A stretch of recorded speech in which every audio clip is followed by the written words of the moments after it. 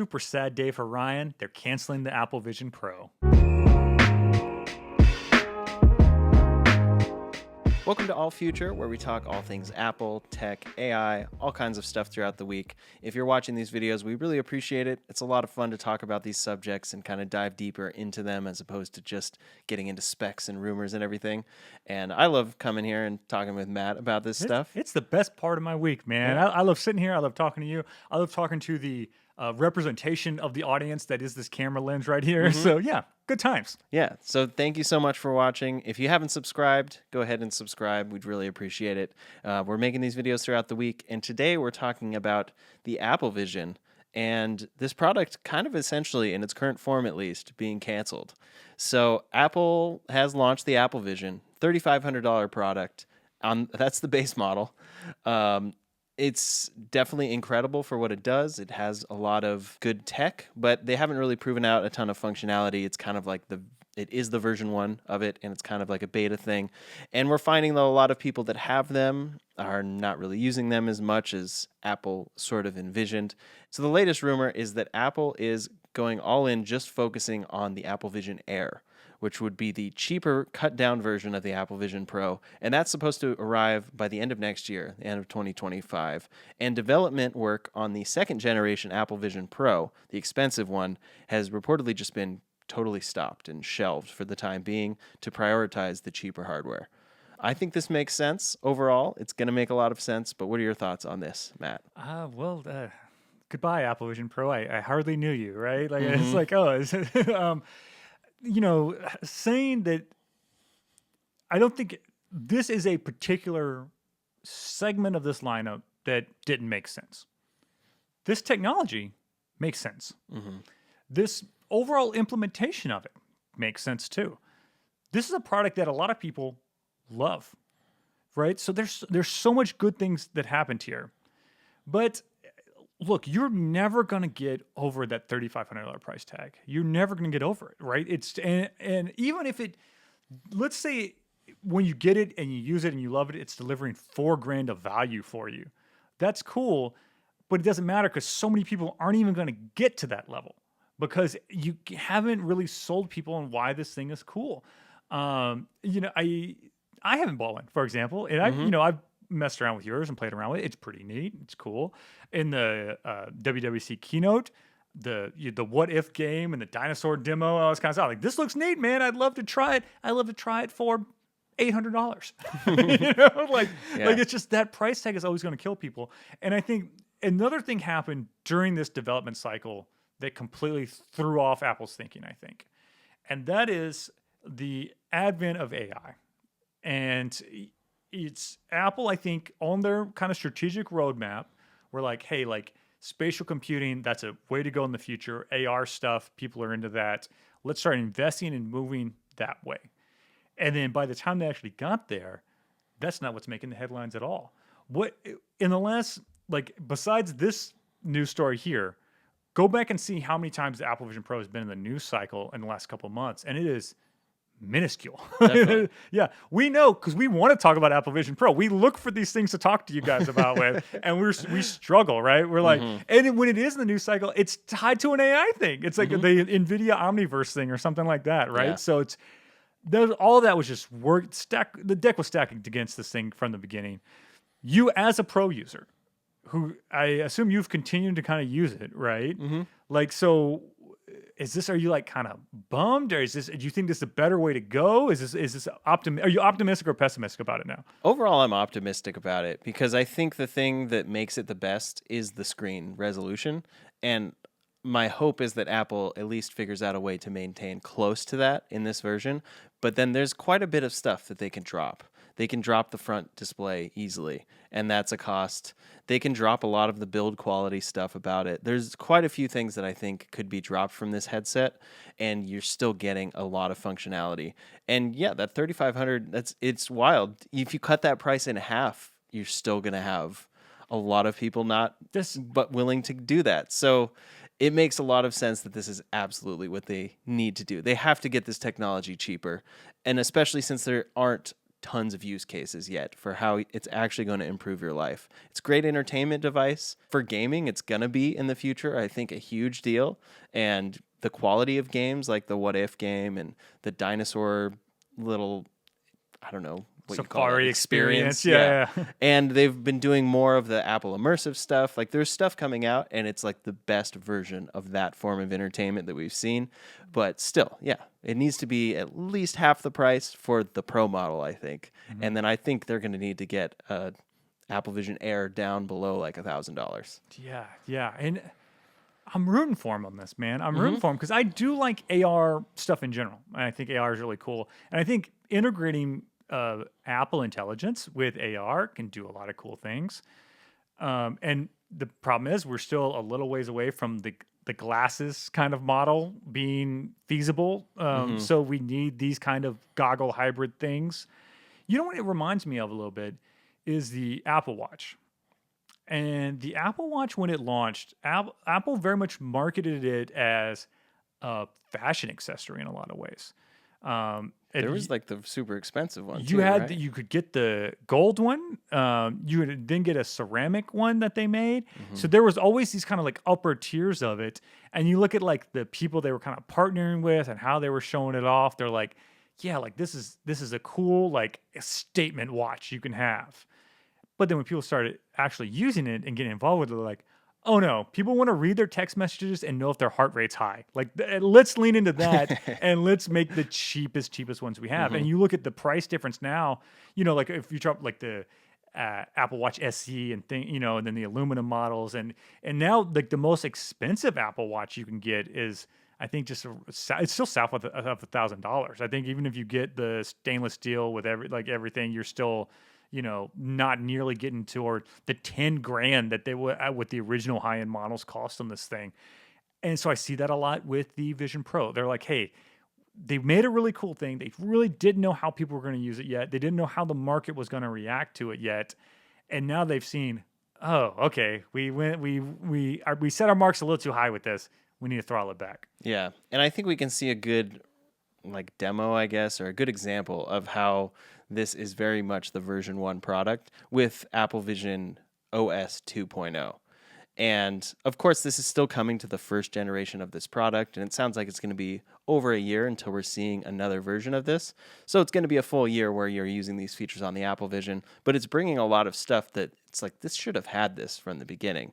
There's certain stuff like you turn your hand over to get certain controls and that's replacing you having to actually go up and touch the headset. And then one of the big ones is screen mirroring. You can now do different options as opposed to just your screen like this. You can do like a expansive wraparound panoramic screen, I guess. And there's a lot of features like that they're bringing to this. And I'm excited to see them, but they also kind of show you like, oh, it didn't have that already? Oh, wow. I was surprised at WWDC when they did the screen resize thing. I turned to you, I was like, did this thing not do this already? This seems like pretty obvious, right? So that's hurting you too, right? Like if you're going to make something this expensive, you got to just knock it out the park from the top, right? Like it's got to have so many killer features and apps. I would argue the other problem is I don't think it has that yet at all. I don't think there's a killer app on this thing. There's not a thing that make people go, oh yeah, like now I get it, right? Like it's got a lot of really good stuff. Yeah. Right. And kind of cumulatively comes together. And if you have like a certain workflow and a certain use case, you're like, oh, this is cool. I'm in on this.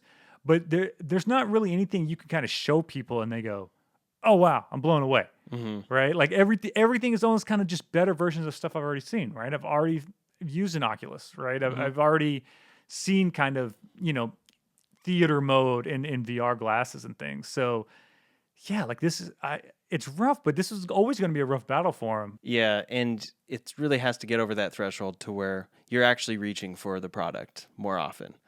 After the initial excitement is dropped, how many times am I actually going to decide to pick this up as opposed to an iPad or a computer that I'm used to? And that has definitely dropped for me. I think it's dropped for pretty much everyone.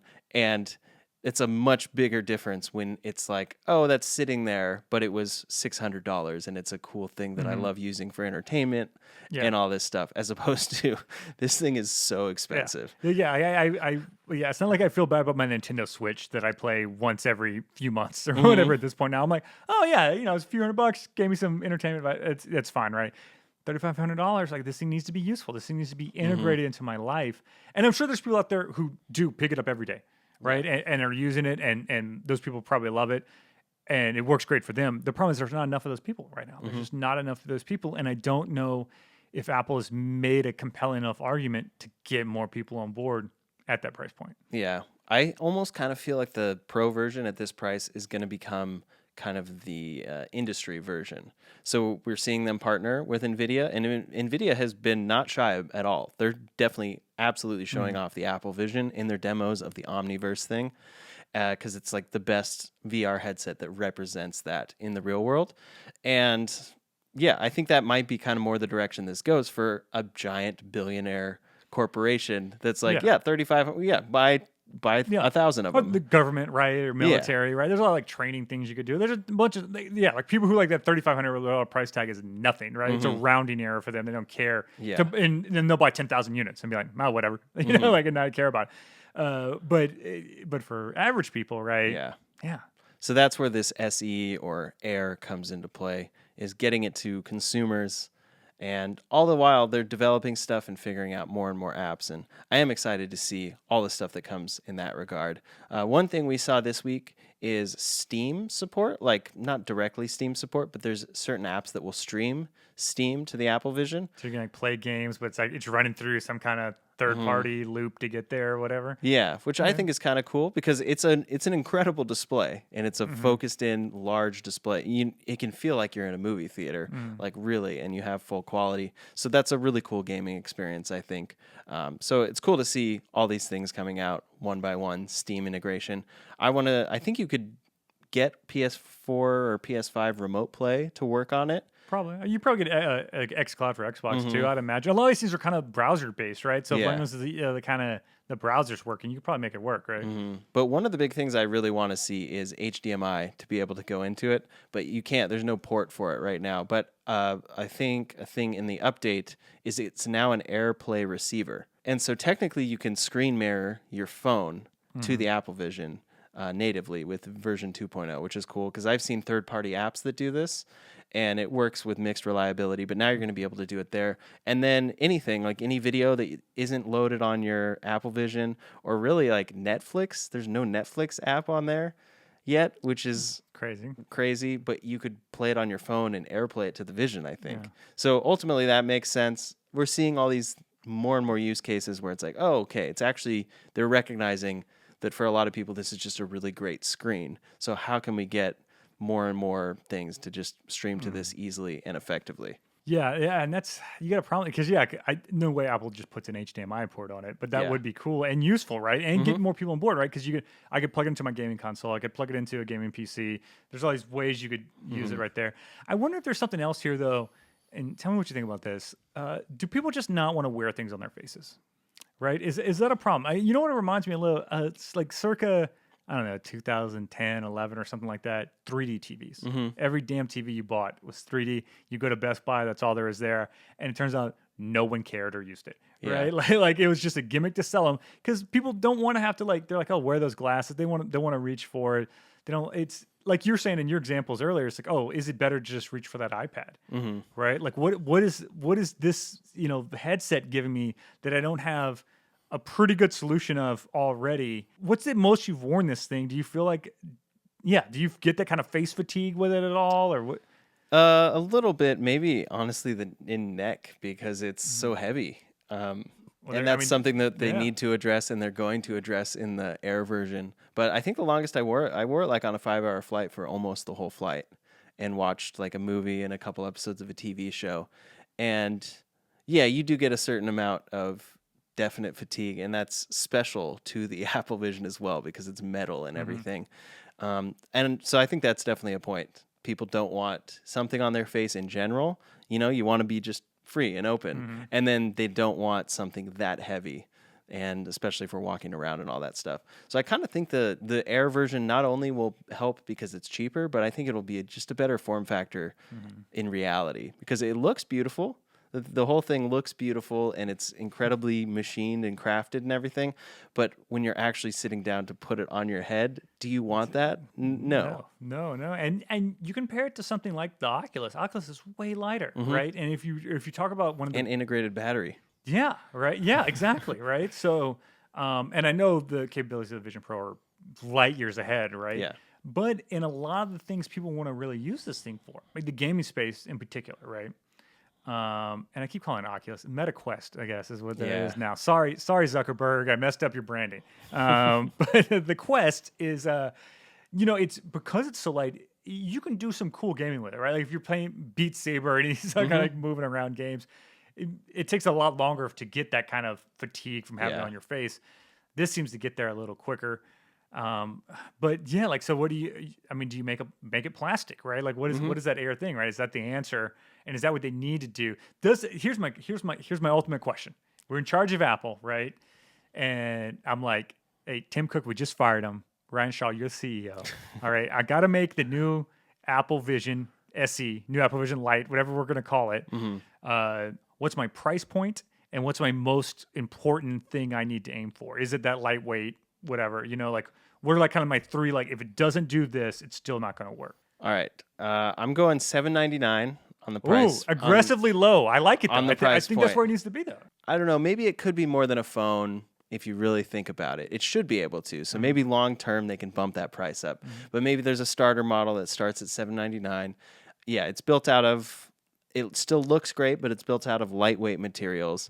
The battery integrated would be great if they can pull that off. If not, it can still be the brick elsewhere. They can get rid of the front screen. I don't think there's any time I'm actually expecting someone to look into that screen. If I'm going to have a conversation with someone, I just pull it off. And then they can probably get rid of some of the sensors and some of the cameras. I think it still could pull off a lot of the tracking. And then I think they could get rid of spatial video and photos from it, which is 2 of the cameras. And instead just you take that on your phone. Because it has that capability. Yeah, we've been talking about the new iPhone and spatial video and photos and stuff. And yeah, like you were saying, like you're never gonna grab your Vision Pro at the birthday party to take pictures, right? Yeah. Like that's crazy. So yeah, like do you even need those cameras on there? Is it more just for consuming spatial video? Yeah. And yeah, like having those on there, just adding weight, money, all these kind of things. I'd argue any of the examples you'd actually want to watch a spatial video or photo and it would be special to you, you don't want to be wearing the Apple Vision when the moment's happening. So it's like a special moment. So you want it to be able to take the photo or video with a phone, not a headset that's taking you out. I didn't even think about that. It's your kid's first birthday. Yeah. And you're like, well, I'm going to see it through the Apple Vision instead of so that I can watch it later. Yeah. You're straight up Darth Vader in the Return of the Jedi. It's like, let me look on you with my own eyes. You lift off the Apple Vision. Like, like that's a great point there. Yeah, that's a good list. I think that's a good list. Thanks, I'm on board with it. I'm on board with it. Tim Cook, call him up. Like I think that's what we need to do. Yeah, and they're going for sale pretty cheaply used right now on eBay. So it's clear that interest has waned to a certain degree. What are they hitting on eBay right now? I was seeing like 2,000. Dang. Yeah. That's a cut. That's it. Well, look, maybe these things start hitting like that $1,500 range. I might hop on eBay here. Then we can host with mutual Apple Visions on. That's pretty cool. Yeah. Yeah. We could film this in special video. Yeah. Upload to Vimeo, I guess. Yeah. Yeah, that's coming soon. That would be a fun thing to do. And then actually another thing that was kind of cool to see at the event regarding spatial video and immersive experiences is Apple's partnerships in that space. And I think it's another reason why having the spatial lenses on the Vision itself could be cut, because they just made they partnered with Canon for a spatial video lens that can do it on their DSLRs, or I guess mirrorless cameras probably. And then they also partnered with Blackmagic, and they're making an 8K dual lens 3D camera, and that's for the full immersive experiences. So they're putting out the tools to make these things more and more accessible and for creators to be able to actually create stuff. And when you mentioned Vimeo, I thought of that because that's a thing. You're actually going to be able to post your spatial stuff on Vimeo in the future. Because right now, it's just you can send it to other Apple Vision users. Your one other friend Yeah. that you know has it. That's my case. I have You one have friend. one friend without it. Okay, well there you go. Yeah. You and that one guy are just like, hey, look at my social media. Exactly. So the Apple Vision is dead. Long live the Apple Vision, though. I think this technology is going to keep coming out, just hopefully in a way that actually lets it catch on, be popular with people, because we're fans and we want to see it succeed. Absolutely.